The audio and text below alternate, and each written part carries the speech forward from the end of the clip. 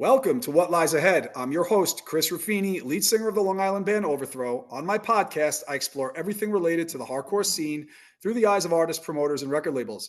As always, please like or subscribe on all social media platforms. Today's episode, we're joined by Tommy Corrigan as the frontman of Silent Majority and later Capitol. Tommy's voice and lyrics became the heartbeat of a scene that inspired countless bands and helped define a generation of hardcore music.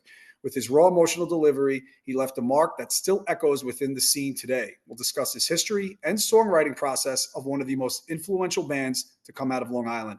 Tommy, what's going on? Thanks for coming on, man. What up, Chris? Thanks for having me. Appreciate it. Of course. And we were talking before, and I'm going to say this. I said this to you before. I'm going to say this to you now. I've had, 35, 40 episodes. You come up in about 90% of them in terms of how I described in the beginning, in terms of the influence and Silent Majority, Capitol. Blood Red has come up here a few times as well. So I'm really excited to have you on here. And honestly, a lot of different things to talk about and unpack, like in terms of the bands you've been in. You've been around for a while within the scene, and you guys are as relevant as ever, honestly, in 2025. So I guess, but to bring back a little bit, let's start a little with your first interest in music that led to hardcore, and if you remember what your first show was, and then we'll take it from there. My first show was ABC No Rio. Oh. I think 16, and I went to see Mind Over Matter. And the whole squad went, like me, Rich, my younger brother, like we just went, took the train, and I had to leave early. I don't even know if I actually saw Mind Over Matter at that show. Mm-hmm. Like I went and it ran late, and I didn't want to get grounded or get in trouble, so I went all the way back home. But yeah, that was it. And that was like a crazy. There's a lot of like real punk shit popping off. A lot of Mohawks, a lot of squads. ABC Del Rio, yeah. It was cool, man. Yeah, that was the first one. Now, were you were into Mind Over Matter at that time? And I guess they were based in Lindenhurst. They practiced a few blocks away from my house. They were the first band I ever really heard their demo tape. That was like the genesis of like everyone on my street or whatever getting into music was definitely through that band. 100%. Mind Over Matter. There again, we were talking with you guys, but Mind Over Matter is obviously another one of those bands that obviously are a major and instrumental force in terms of Long Island hardcore. For you, so Silent Majority started around, I would say 1990. Correct me if I'm wrong. As a joke band, like Christmas break, 1990. So it was like December 26th, 1990. Everyone got guitars for Christmas, and we fucked around with guitars in Rich's garage, like December 26th, 1990. And when you guys got together, I mean, it's a long time ago, but I'm bringing up, it was a joke. You were joking around. When did you feel like, okay, you guys obviously started playing where you were taking it a little more serious in terms of your writing and then playing shows? Yeah, I would say by 92, like 91 was just complete writing bullshit songs, not even really having, just jamming and having fun, like what kids do when you're messing around with music and you don't know how to play. Like, what the fuck are you gonna do? You know what I mean? And then by 92, when I was in 12th grade, we actually started to figure out how to play our instruments, and we would come home and we practiced in my basement. And at that point, my little brother Steve played drums. He had gotten a gigantic used drum kit that half of it he found on the street. And he was probably 13 and Ryan was 13, 14. And me and Rich and our bass player at the time, Jim Mallon, we were all 16, 17 at that point, like seniors in high school. And Steve was in 8th grade and Ryan was in 9th grade. And that was it. Just, again, like you go in the basement, like what you think teenage kids, you're just jamming. We play covers, like we just try to figure shit out. And yeah, that was it. What was Silent Majority's first show? I guess, because you were joking a lot, but I guess a real show that you felt like, wow, this is, we're playing a place here. This is for real. There's a lot of people here and stuff like that. We played a rehearsal studio in LI Rock's rehearsal studio in Oh, okay. Massachusetts with Neglect, I think. And who else played that shit? Maybe Berserkers. I'm not sure. But that was like the first show that we played. It was like in the larger rehearsal room. And yeah, that, and then The Angle was one of the first shows we played in Mineola, Okay. which was that's kind of like where I felt the hardcore scene at that time kind of got its rebirth. It was at that club, which was used to be, it was The Angle on Mineola Boulevard in Mineola.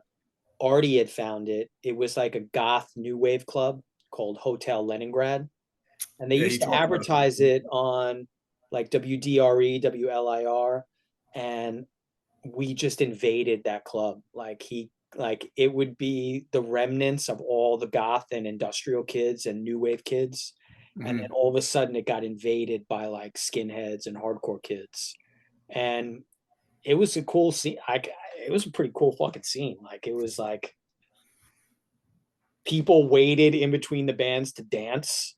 So it was like all industrial and like dark new wave type music. And then House of Pain would play. And then then the Berserkers would play. It was fucking wild.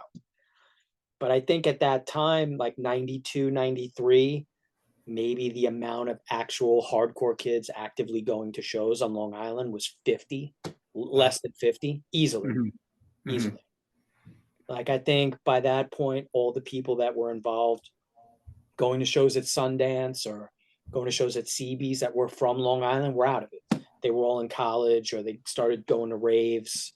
Like the amount of legit people traveling to actual shows on Long Island was in the dozens. Yeah. And you guys kept that going, obviously, with these places and stuff like that, that eventually, a couple of years later, rolled into what would be the PWAC, which I'm sure will definitely come up on here. You guys actually closed out the old PWAC, You and Sick of It All. That show is, everyone talks about and I do too on here, like those VOD shows were pretty legendary, a couple of them, but that Sick of It All Silent Majority show was just as legendary in that last show at the PWAC. There was a lot of people there. I mean, as many as those VOD show, from what I recall. There wasn't VOD numbers like VOD. Maybe 2,000, but yes, you guys had some good numbers there. Yeah, we did okay, but it wasn't VOD numbers. Let's keep it. Yeah, it's interesting to think like from 92, where you had maybe 36 people going to shows, and then by 1996, you could get 700, 800 people at like an Earth Crisis show or a Sick of It All show. Yeah. And a couple thousand at a fucking VOD show. You know what I'm saying? So it's kind of like, crazy how it grew. And I was even thinking, like at that point, I had only been going to shows for 4 years by the time the PWAC happened. And I thought I was like fucking like a serious fucking hardcore fucking 4 years. You know what I'm saying? Like it's 4 long years though, right? Because it's every weekend, right? Yeah, it's 4 long ass years, but it's still 4 years. It's 4 years, yeah.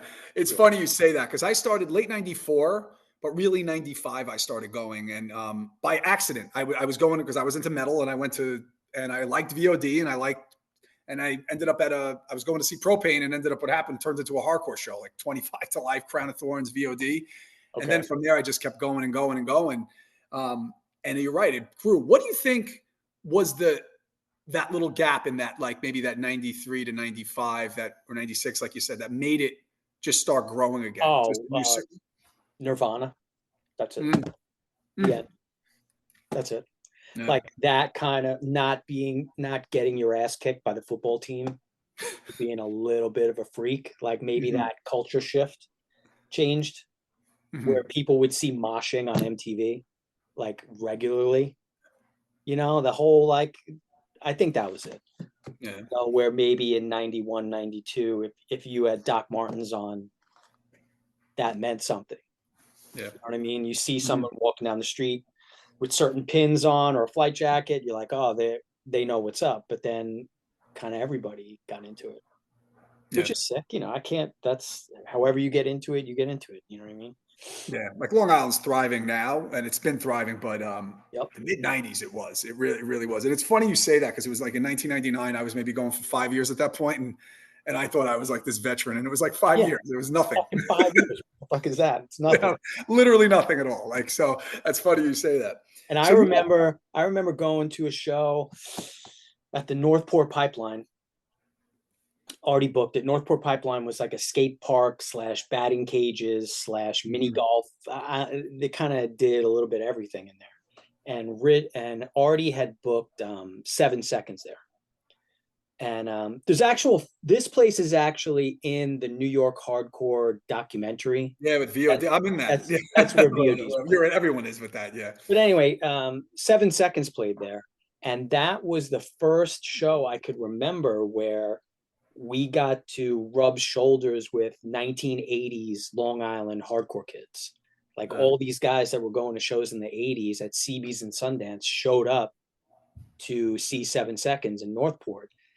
And I remember like, oh, these guys are so old. They were probably 24 years old. You know what I'm saying? And we were like 18, 19, and these guys had like a 5-year head start. And it felt like, you know, you were with like legendary old timers. But now I'm like, when you add the years up, these were just kids. And I've seen a couple pictures of that show. And I look in the crowd and I'm like, holy shit, these guys weren't even that old. That old, right? But But you're then, right. You're a teenager. You look at the 20-year-old. You're like, oh my god. But you're right. Yeah. but maybe in 1994, the oldest hardcore kid on the face of the earth might have been 29.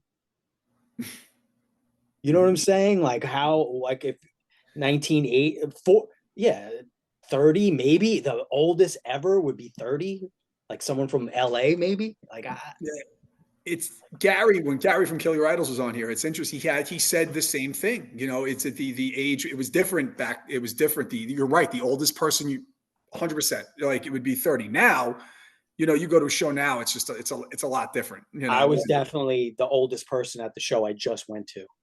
Maybe me and General George. We were like the only two people like that were in their 50s at that show. But like in the 90s, there was a guy, Pete the Punk, and he was definitely older. There's a lot of mythology about this guy. He would show up to a show with a newspaper, and he would just sit in the corner in between bands and read the newspaper. And I'm guessing because he had absolutely nothing in common with the 15 and 16-year-old kids at the show. And I want to say Andy from Kill Your Idols had talked to him, and he had told him a little bit of his story. I think he was in California, or he went to go check out the scene in California in the early 80s. And somehow he was still into it. And he was definitely the oldest guy. And he was probably like 31 or something crazy like that.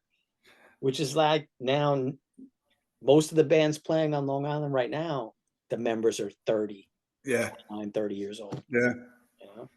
Yeah. Like that seems so long ago, even now thinking for me, 31, right? But when you're younger and that's the oldest guy there for sure. That's everything. Yeah. So yeah, well, it really was. It was great. There was a lot of great places. And if PWAC closed and Common Ground and then like Deja One and all these places. So in all that, you know, you guys had a couple of 7-inches, obviously that you put out, but then obviously Life of the Spectator came out, which is you're not going to say this, but it is considered, it's one of the classic, like all-time, like hardcore records, and definitely in Long Island as well. In Nassau and Suffolk County, it's street certified. It's street certified. A little more than that. I saw you guys at This Is Hardcore in Philly. people certified bangers for the 631 and the 516. Can you think back? Because I'm always intrigued by the writing process of it, like how that went. When that album was coming together, were songs together? You had together? Did you write for it? People come in with the music. Did you have like lyrics set that you had, or you're the kind of person where you need to hear the music in order to come up with the cadence and the flow or a hook over it when you guys are writing songs? I think maybe half the record had been written already, and we had been playing those songs in some form or another. Because me and Rich at Kinko's at that time, there was a copy machine that was spitting out free copies, and the word spread that you could get free copies from this one machine. Mm-hmm. So we were going on a little like 2-week tour, and we posted up in front of that machine all night and made hundreds of lyric booklets for the tour. And there are definitely 4 or 5 songs from Life of a Spectator in that lyric booklet. And we didn't record the album until 3 or 4 months later. So I would say half of it was written already. Okay. And then the other half, like I fucking wrote the songs on the train on the way into the studio. Like I would had headphones. Sometimes the best stuff. Like, do you remember what songs were that? Do you remember like anyone in particular that you actually doing that? No Dose, which is like one of my favorites on that album, I wrote on the train an hour before I got to the studio. And then a couple more. I just wrote a lot of shit on the, like half of it, I want to say I wrote in the studio or on the way to the studio. Wow. And that sometimes is the best thing. Look, like one of your favorite songs is literally you wrote like in 2 hours before you showed up and put it down. And then when I was in recording for Capitol, like I remember they being like, yo, you got to get these songs together because we're recording, and then they would reference certain Silent Majority shit and be like, you know that song? I wrote that song fucking 45 minutes before I got to the studio. Mm-hmm. So back up off me, son. Yeah, Capitol's another one that's Homefront, great album. But what I wanted to ask for Silent Majority is, so this album's out, and you're young at the time, right? You're writing an album, you're putting it out, and then based on a true story, you have all these other great releases as well. Do you look, because now the way it's looked at now, and it was looked at back then, but the way you guys are looked at, the way it's looked at, the lyrics, the way the people feel like it's swinging Taming the L word, like people like they feel it. Like, do you obviously didn't write it thinking that this was going to happen, but when you take a step back, and do you like for a second, like, okay, like put it together, like, oh, this is pretty cool, like that this has become like what it's become, because it's almost like I said this, I did something on FM Punk with Riley, and you guys came up, we were talking about you guys on the interview, and I said they could play if they wanted to every other month, or I forgot what I said, and it would sell out because people want to see you guys, like that they do. People, you resonate with guys. People, it's not only just the time you were in, but where everything is now, because it resonates still today. Do you ever just sit back, you look at all that, you're just like, holy shit, kind of thing about the way it's looked at in terms of the records and the music you guys put out? Yeah, I think it's pretty fucking crazy. I'm pretty low key about it. I don't really, I have like different avenues of my life, and there's people that don't even know that I'm in a band or I was in a band. I don't know, I don't really sweat it too much. Like it's a definite, like a gigantic part of my life, but I could turn it off or not talk. I don't have to talk about it all the time, right? So it's like, it's just cool to me, like the way it just marinated on Long Island and just got bigger and bigger, and the record got passed down from older brother to younger brother. Then in Lindenhurst High School, every grade would pass it down to the next grade, or cool. It's just like, oh, this is something you need to listen to. And it's amazing, man. Like, just to have, like, I just do stuff for Long Island. That's all I care about. Like, if no one plays it anywhere else, I don't give a shit. And I think that's also, obviously it's the music. You have to have great music and catchy choruses and all that kind of stuff. But I think it's what you just described there. I think it's just how you're humble. Like, even on this now, talking now, you're just like, no, kind of thing, and I think that resonates with people. And I think that's why it's just going to keep going. And, 30 years, you're going to be playing another weekend with a bunch of newer bands, it's just because there's always going to be an audience for it. So the one thing I'd go back a little too with it, I'm always interested how bands. So when I had Alex from Crime and Stereo on, and like I said, one of the things I like talking about is how you write set list structure, which we'll get into. But also he had this, he's like album track list. And I was like, that's good. He's like, you got album track list. So I was like, all right, so this is, and I take it from Alex here, who is a great question from Crime and Stereo. When you were doing For Life of a Spectator, based on the true story, all of that, you were going in, you were just worried about recording, as you just said, For Life of a Spectator. Did you have an idea of what the track list would be, opening track, ending track, or you just after recorded, I'm just saying you threw it together, but like, was there an order of what you wanted when like vinyl and all that kind of stuff? Did you guys think of that? I can't fucking remember. I can't remember.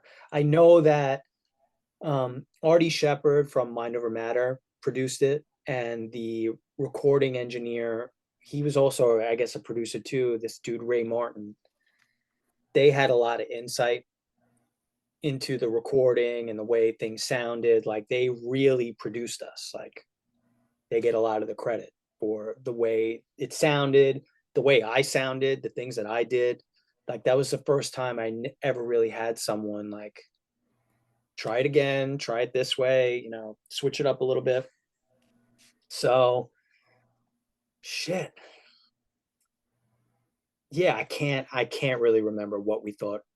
Mm-hmm. I don't have an answer for you.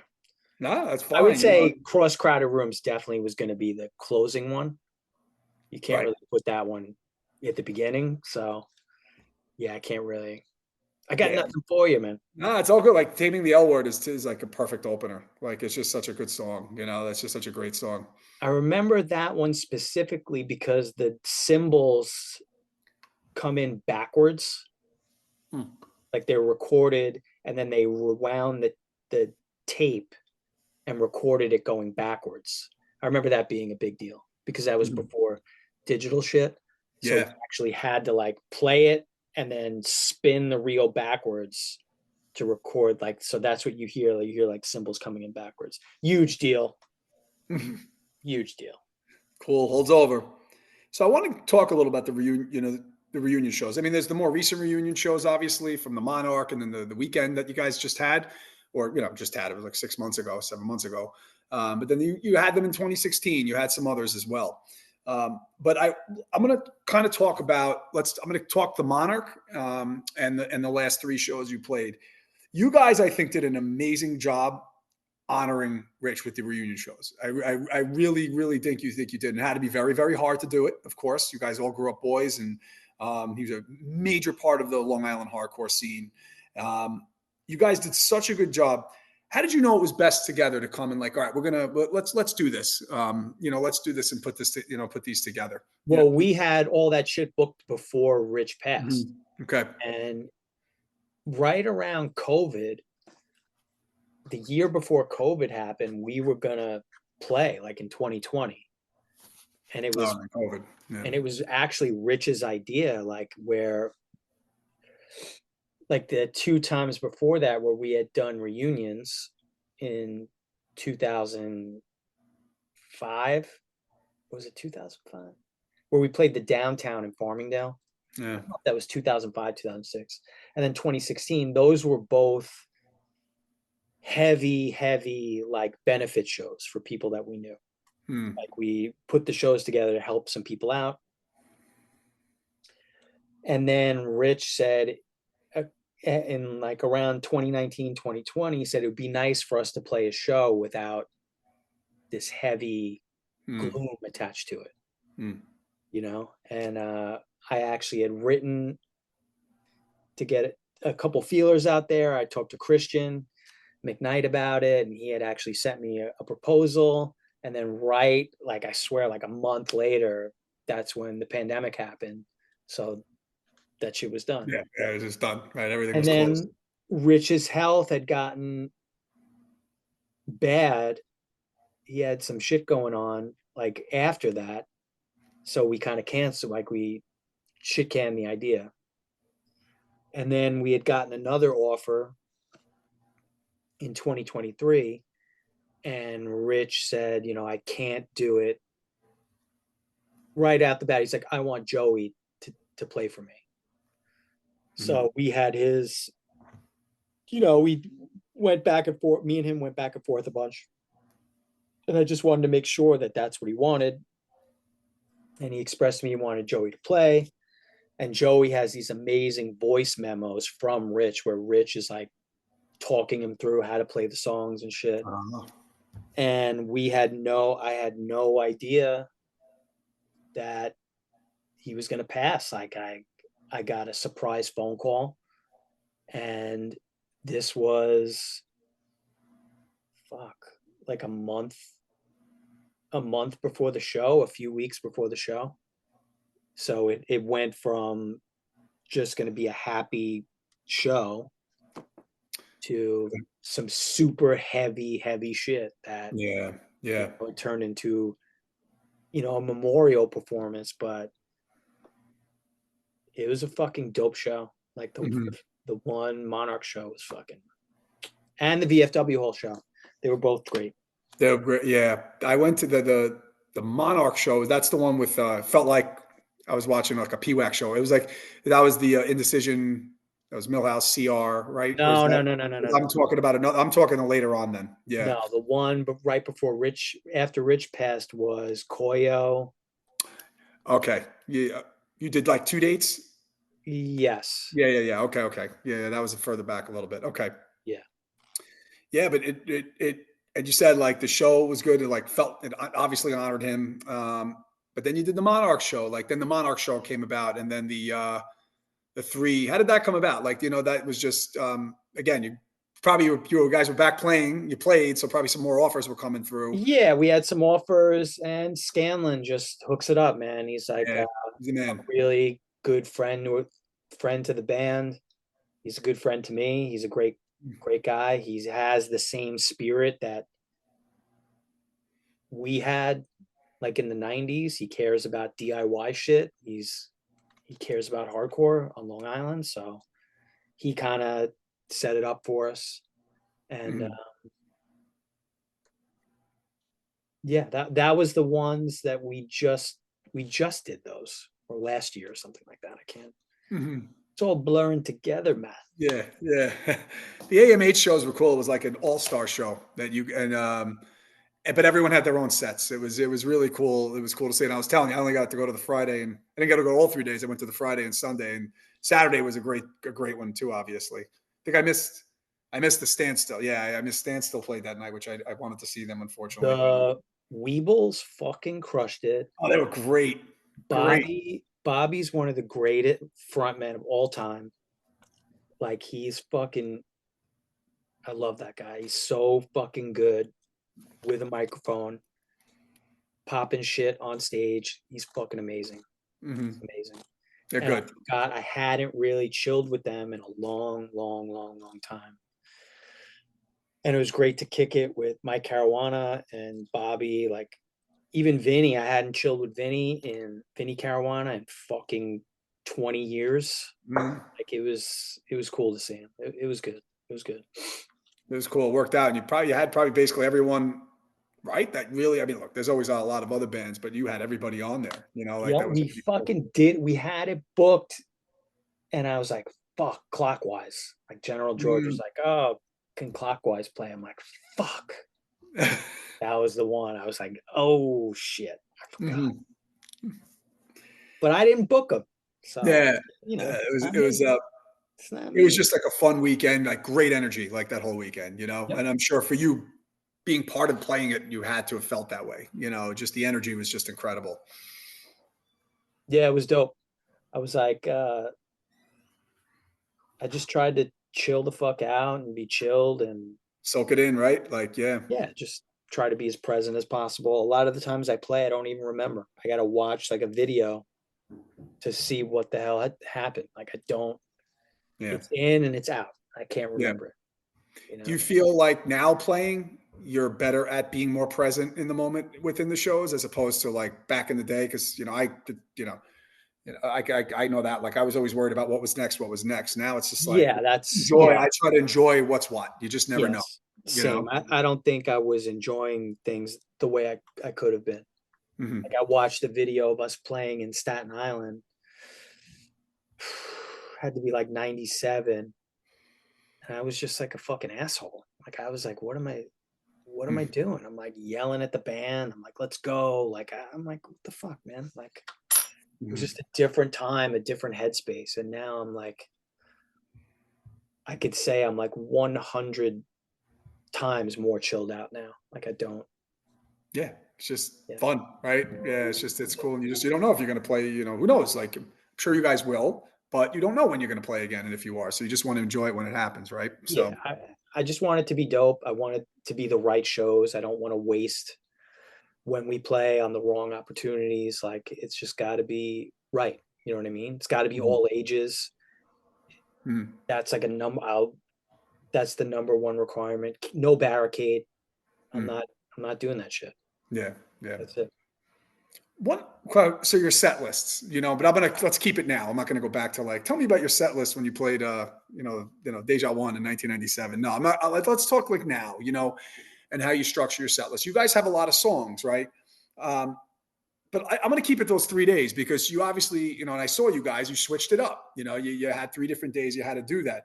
Did you find, I don't know if difficulties in that, but was it fun switching up your set list, for those 3 days and adding and pulling and taking songs in and out when you were doing it for that weekend? Yeah, it's fun to do that. We all have like a group chat, and we discuss what's going to happen before, because you got to think we can't really practice. So everyone will come into town 2 days before the show or a day before the show, Okay. and we'll try to get practices in. So there were songs that didn't make the cut because it was just too complicated or too time consuming. It's got to be what we could play. And then a Mhm. lot of the guitars are in different tunings. I play the microphone, man. I don't understand guitar With the, tunings, with the but easiest, it's easy, right? We just show that's up. how our set list is 100% based on which the tunings, like what songs could go together without the whole Okay. band having to retune. Got So it. Got it. Okay. a lot of the ones that are together just happen to be in the same tuning and shit. Mhm. So I'm boring myself fucking talking about it right now. No, not at I'm all. like So what's your favorite song to play live? Taming the L Word. I like No Dose. I like Party of Riches and Amityville Horror. Those are like the ones that You like, yeah. I like that shit. There's songs that you play that you feel like you almost like have to, or but you really don't want to play. Is there any of those? No, I think they all have a right to be played, Mm-hmm. whether I want to like play them or not. I think, you gotta give fucking you can't just play deep cuts and shit. You gotta play the fucking bangers, man. Yeah, yeah. Songs that you. So there were some you mentioned before. You guys were trying to rehearse a couple days prior to the show, and some just didn't make it because you just didn't have the time to get it together. But songs that in this, I don't know, let's say the last 10 years that you guys have been playing that you have not really played that you wish you would play more. Shit. I think we get like I think we get them all in. I don't know if Yeah. there's not one that I don't fuck with. You know what I mean? Yeah, you're able to move it around. Like We you're able. have a couple songs that are really long, like 4 to 5 minutes long, Mhm. and I can't do it. It's too Yeah. long. It's like you can't like there's some on the EP. There's a song called "And They Loved It to Death," which is on the EP, and it's like fucking 4.5 minutes long. You can't stick that in a show. It's like Mhm. it's just too long. So we were planning on like doing a medley, like doing like a little bit and sticking it to it, but we couldn't get our shit together enough to practice it. If we And would have do had a it. couple more days, it Possible. could have been Mhm. beautiful.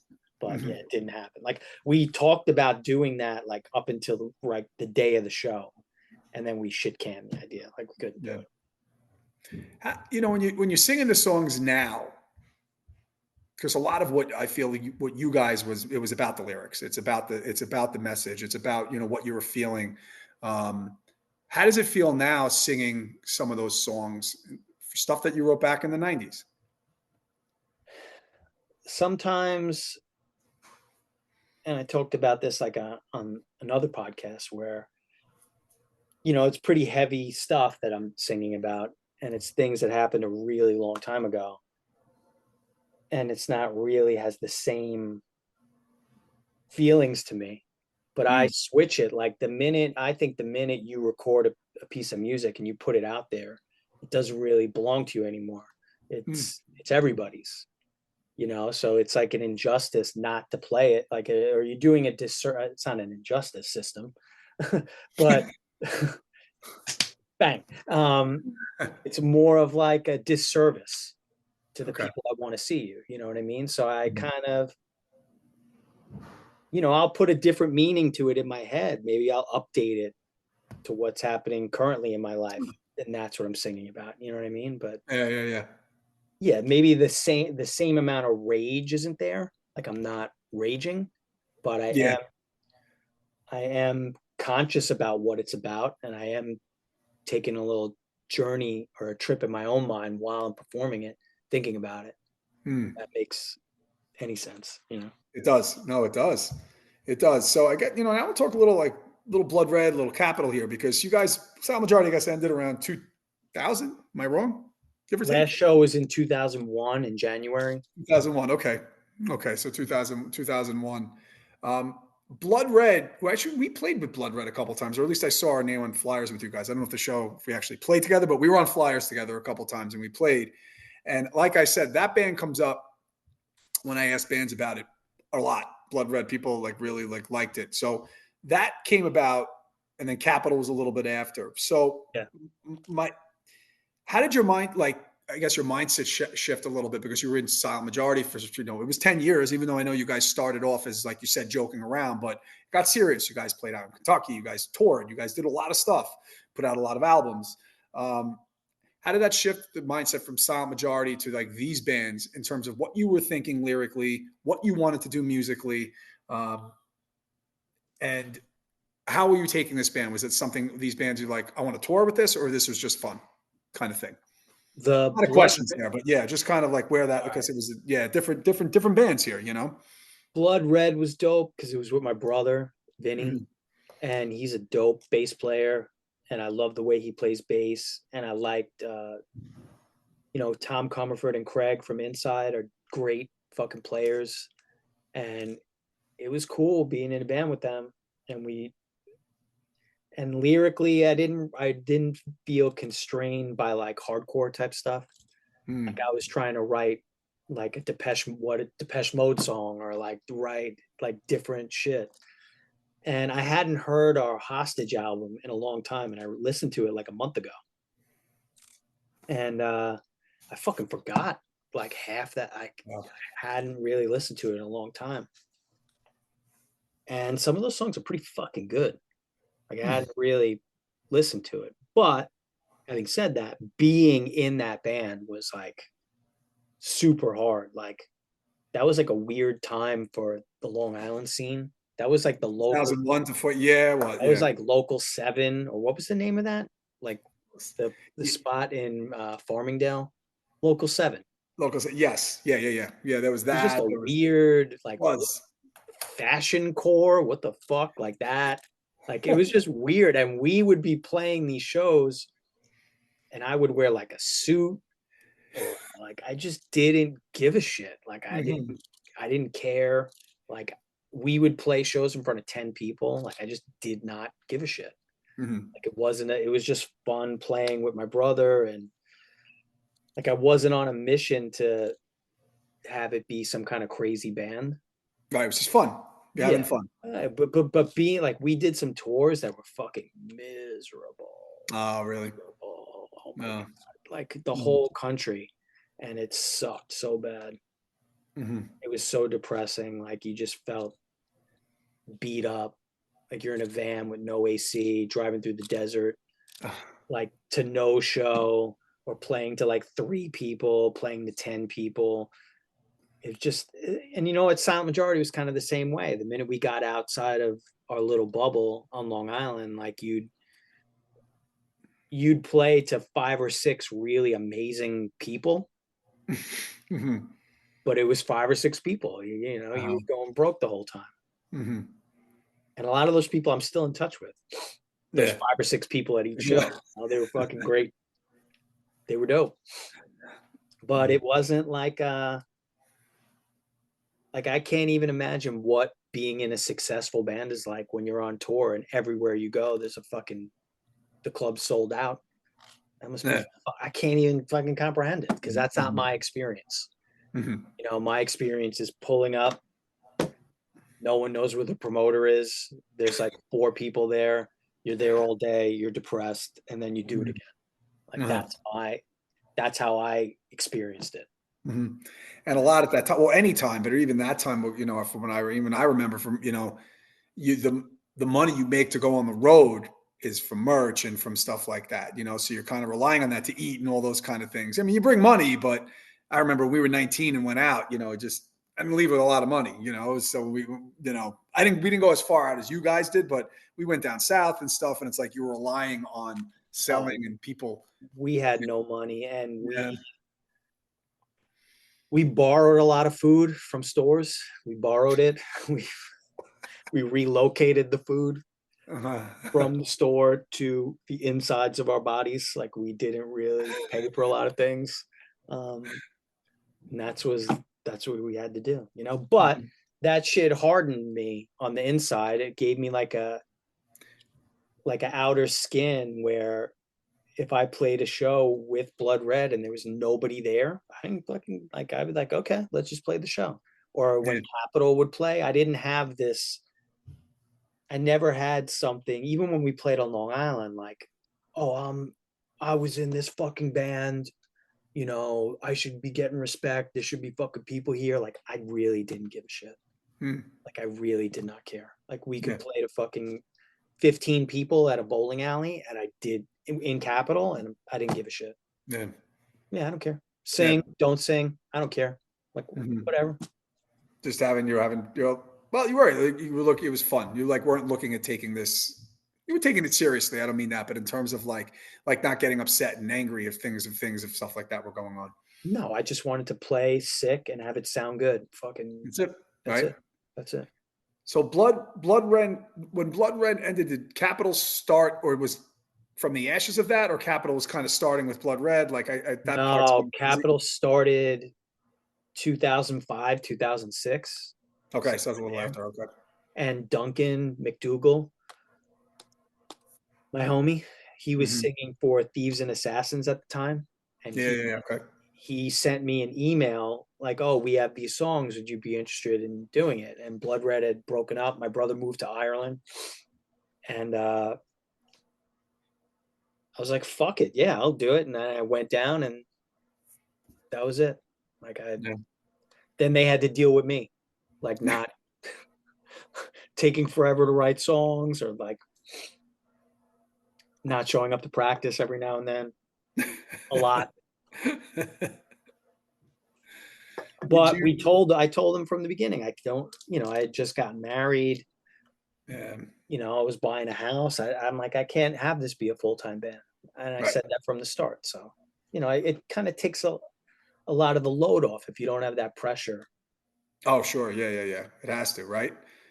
Did you see it? Because there was 7 inches and a couple. There was like, you know, an all. Did you see Capital with all the releases that you put out? You know what I mean? Or you just thought like, all right, we'll get together, we'll play, maybe we'll just, maybe we'll pull full length out.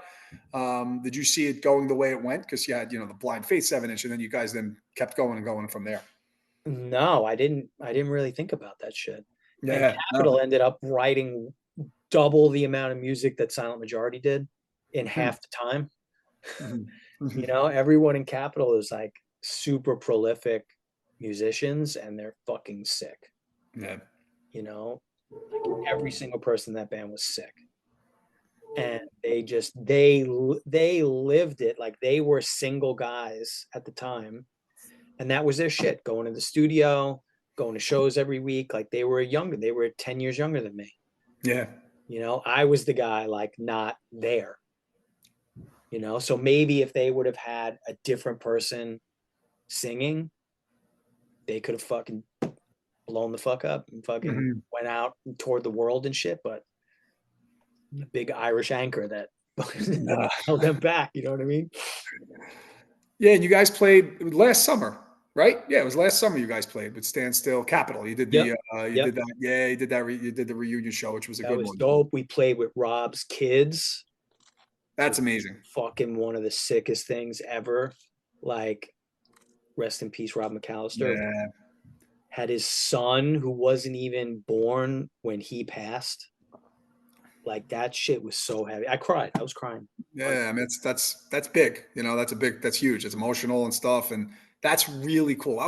That's amazing. You know, they come up and to play with you guys, like to play with you And they were guys. fucking good. Like, I remember it was like a backyard party at the Smith's house, and his daughter Ramona was on drums, and his son was on the guitar. And I made them play the song again because the kid was like, "This is amazing. This is awesome." And I was like, "We're playing it again." We fucking played it twice. Oh, it was sick. Right. That's great. That's. Do you think with Capital? I mean, look, you never know. Like anything, any possible down the line of maybe playing again, or just it have to be the right thing. You know. It would have to be the right thing. Like, Yeah, yeah, kind of like what you said with Silent Majority before. You know, yeah, and I think you meant that with all of the bands, right? So yeah. yeah, It's dependent on the situation. And Capital was like one where I was like super strict with all ages. Like, I'm not doing anything that's not all ages. And hmm it got us out of so many piece of shit shows.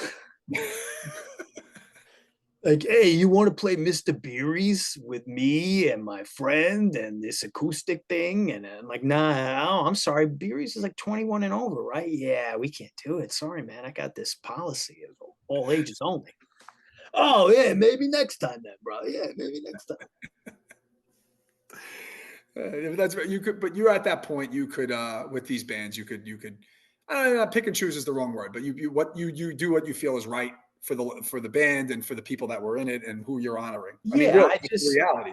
I feel in general, if like you're playing a fucking hardcore show with hardcore bands and it's 21 and over, Mm, it's kind of fucked up. Like, that's yeah, how I feel about it. Like, I don't support that shit. yeah, Like, I mean, I won't actively go to some place that's 21 and over because that's the whole, to me, that's the whole spirit of it. It's got to be all ages. You got to have a 15-year-old kid who's psyched on your fucking band to be able to go. yeah. You know? And it's I look at it twofold with what you say. I agree with you because it's you know I look at when I was younger because when I started going, if that was the case with the 18-year-old or 21 older, I wouldn't have been getting in. You know, I wouldn't or I would have had a hard time getting in. And secondly, my son's 15 and he's getting into hardcore and he's enjoying it. You know, and I mean he could go with me because I accompany him, but if he ever wanted to go, he wouldn't be able to go. You know, Yeah. so yeah, I agree with you with that. But then again, on the flip, there are an uncountable amount of hardcore kids, quote unquote, that are in their 30s and 40s. And in the 90s, there weren't. So maybe it was a bigger, if your entire scene is 15 to 19, how can you get into a 21 and over Yeah, yeah, Faith No More show or some shit? Like, I'm right, putting it in the olden times. right, So maybe people aren't thinking about it enough, but I do. That's my cross to bear, Chris. right. Like, I don't fuck with, like, I'm like, oh, who's playing? I'm like, sick. Where is it? Oh, at the fucking ale house and weed fucking dispensary brewery. I'm like, fuck this shit, man. Come on, guys. Come on. Yeah. Do better, people. You could do better. Get the kids in there. Come on. We could do it. One last thing here. Speaking, we're talking about teenagers here, right? So I'm going to take it back, Tommy. Bring it back to when you were a teenager here. Um, what advice would you give yourself if you go back in time as a teenager? And it could be anything, be professionally, musically, anything. Shit. Maybe go out on a limb more. Like, I was petrified of getting my fucking ass kicked by my parents when I was a kid. Mm, So maybe like not give a fuck as much. Like, get in trouble. Like, I lived in fear of getting like grounded or like, because I was the oldest out of four. So I paved the way for a lot of the kids in my family. And I saw that they got away with a bunch of shit when they were my age. So I'm like, I probably could have got away with this stuff. Like I could have like pushed it a little bit. But yeah, probably that. I'd whisper in my ear, like, go ahead, don't go home. It'll be okay. 10, come back at 1 a.m. You're not, you could take the punishment. It's okay. Like that's what I would probably say. Actually, what you said, I'm thinking goes back to all the way in the beginning about your first hardcore show. You left, I don't know if that's why, but you left ABC. Yeah, I had to fucking go home. Worry, right? So yeah, I was gonna get grounded if I didn't go home. Yeah. Fuck, man. But those things led to where you are today in a positive way, right? So, yeah. All right, now I have a bunch of questions. First thing that comes to mind, and I think I told you this before, like there's no semblance of order of them at all. But if you want to elaborate on any of them, obviously you could do that. All right. Okay. What's been your favorite Silent Majority reunion show?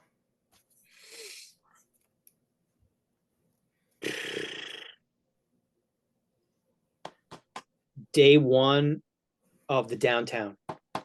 Oh, good. The first downtown one. And that, because that was the first time we hadn't played in 10 years. So if like the last time we played was 2006, this was 2016. And it was just all these kids that had never gotten to see us play that grew up listening to us. And it was just like, it was so fucking dope.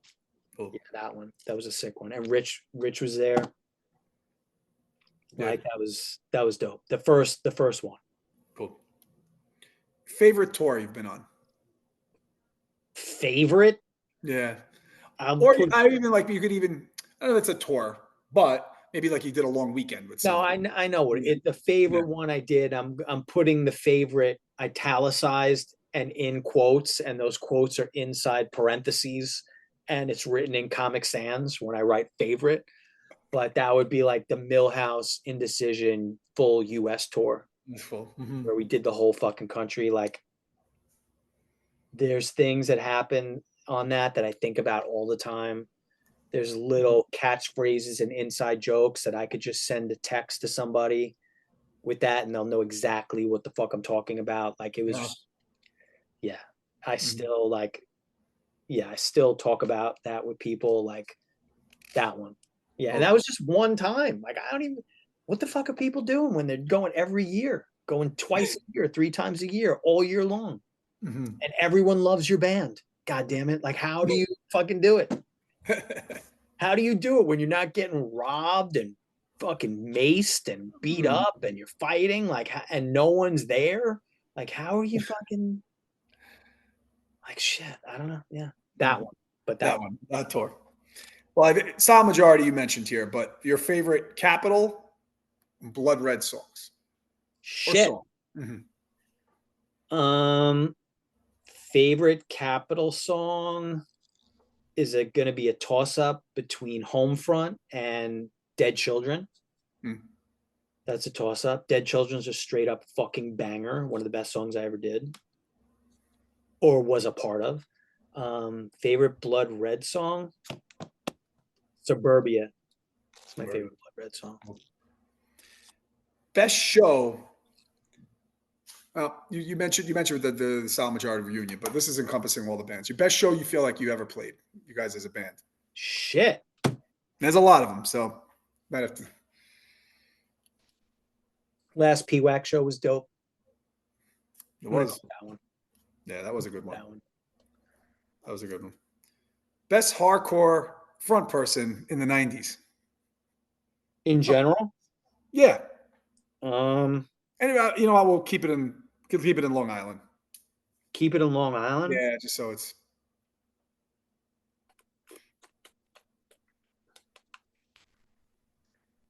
Toss up between George Reynolds from Mind Over Matter and Artie Philly. He's a fucking genius. He's a fucking unafraid of anybody. He'll talk any shit. He's super funny. You know what? I'm just gonna give it to fucking Artie. And I might even say Artie in both Millhouse and Indecision. He was fucking untouchable. I'm Yeah. tough. Yeah. Yeah. Most underrated Long Island band from the 90s. Fucking shit. I think maybe like if you go to the outside, maybe like 1.6 band or Scapegrace. Oh, Those were Deep dope. Grace, another band that comes up here a lot. They Hmm. were dope. Yep. Hmm. Like insanely talented, way better than us. Like they were fucking sick musicians. They were older. They had been doing hardcore way longer than us. Like they were legit. Like we were like little posers, and these guys were fucking touring all over the place, well known, like, and playing weird, different sounding shit. Hmm. So yeah, Escape Race. yeah, and or 1.6 band too. But I kind of like put them in the same. They're in like the same color palette for me. Those two bands. So I probably know that we know the answer with this, but I'm going to answer anyway, just for nostalgia purposes. Deja One or PWAC? Fucking PWAC all day long. How dare you? You're ridiculous, but come on. Don't, that's a ridiculous question. PWAC for the kids, by the kids, to raise money for fucking AIDS, people dealing with HIV and AIDS. That's the PWAC. Mm-hmm. Deja One is what? A Portuguese Yes. Social club, a sketchy Portuguese social club. It was. With an 8-foot high stage. The stage was, yeah. The stage was, it may even been higher than that. Yeah. Yeah. So, yeah. How dare you? Yeah, it's an offensive question. Fuck out of here. Fuck out of here with that question, Chris. Your favorite place to play?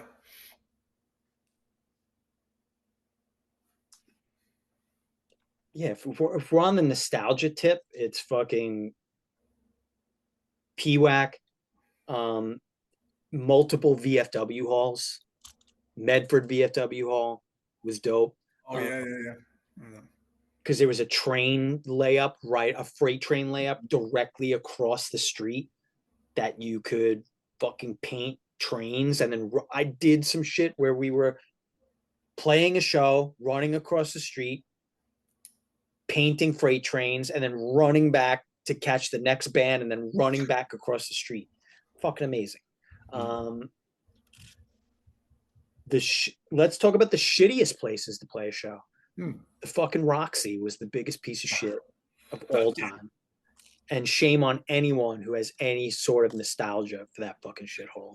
Mm-hmm. That place fucking sucked. The Angle was, I think I liked playing the Angle just as like a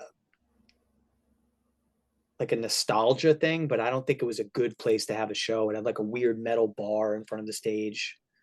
Mm-hmm. That kind of sucked. Yeah, PWAC was the fucking best. And then the second PWAC, the Common Ground, the 45 Park Avenue that we built in Bayshore in like an old sweatshop. Like we made this stage, like Bryce and we built this stage. It's on YouTube. Like that's where the Trip Face show. The Life of a Spectator album release show. Oh, I'm sorry. Was there okay. Where Rich stormed into the crowd and said, "You're going to fight at my record." There's like a giant fight that happens. But we built this stage and we had little like ramps to jump off. Like we had put all this crazy shit. And then the cops like raided it with a SWAT or like a riot team to shut it down. But that was a dope place to play too. And it just didn't last, you know? Yeah. All right. Next question. You were enraged me with those last few questions. Especially with the Deja One and PY. Fuck out of here with that shit. Come on, Deja. A band you never had the chance to play with that you wish you did. I guess previous podcast, I said 7 seconds. That's still a fucking pretty big one. Mm-hmm. We got to play with a lot of fucking. We got to play with everybody.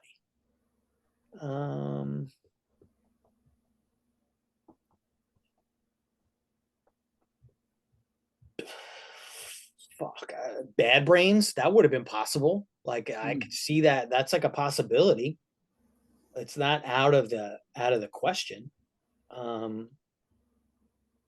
Yeah, like I mentioned it previously, but 7 seconds is like the one that, like I could see, I could logistically and realistically thought that it could have happened.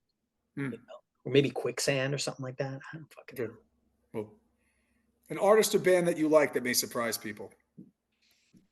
Shit. Oh, I fuck with. I don't know if it's surprise. I like a lot of like old Irish shit, like Paddy Riley. I grew up listening to like Irish music, like diddly do, fucking night to type shit. That I still listen to. A lot of the music that my dad liked that I hated at the time, I find myself listening to that shit. Yep. Just to fucking get bummed out, drive around listening to fucking shit. So Tom Jones. I'm like a big Tom Jones fan. Yeah. I'll put Tom Jones on there. Cool. All right. Last one here, man. If you could collaborate with any artist, hardcore or not, who would it be? What do you define collaborate here? We're putting out a fucking sneaker or we're fucking song, music. Wait. Does that mean there's two people, each with a microphone? You and I guess it could be you and someone else singing. Yeah. Then I'm out because I don't like bands with two singers like that. I'm out. So it's a musician. Like I recently saw a band and I walked in and there were two human beings, each with a microphone, not playing an instrument. And I turned around and I walked right the fuck out. I went, nope. Okay. Nope. Actually, the best answer I've ever gotten to that. So yeah, I didn't want to keep asking. So yeah, I don't know what. No, I don't know what I would. What am I rapping on a fucking rapping on a remix? I don't know. Like on some ska shit. I don't know. Yeah, I'd come in and do like dance on the stage, like on some fucking ska shit. So maybe 1990s Edna's Goldfish. I pop in on the side. Ah, okay. Do a little pick it up, and then I'm out. Okay, I'll give you that. Tommy, thank you so much, man. Really appreciate you coming on here and talking about everything, all the bands and just the history, your history in terms of Long Island hardcore. Anything you want to end off before I wrap it up and sign it off here? A big RIP to Rich Jacobina, number one. Big RIP to Rob McAllister. That's it. Tommy, thank you. Thank you for coming on. Thank you. All right, hang tight. I'll just sign this up here. Thank you for listening to What Lies Ahead podcast, which is available on all streaming platforms. Go save the What Lies Ahead podcast playlist on Spotify that features all bands that were on the show. For more information on future episodes, you can go to my Instagram account and follow at @WhatLiesAhead_podcast and on Facebook by searching What Lies Ahead podcast. See you on the next episode.